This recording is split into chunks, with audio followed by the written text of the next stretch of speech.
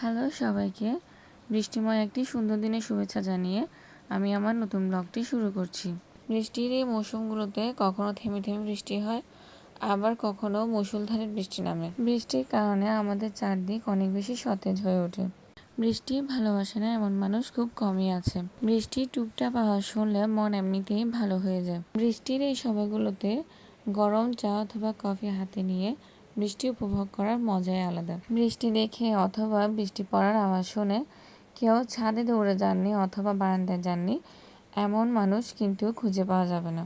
এইরকমই বৃষ্টি দেখে আমিও চলে গিয়েছিলাম ছাদে। বৃষ্টি পড়তে দেখে ভীষণ ভালো লাগে। বৃষ্টির কারণে এই সময় চারদিক অনেক বেশি সুন্দর হয়ে যায়।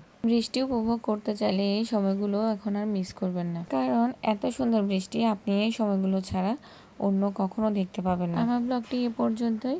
যদি ভালো লেগে থাকে অবশ্যই লাইক, কমেন্ট এবং শেয়ার করবেন। ধন্যবাদ।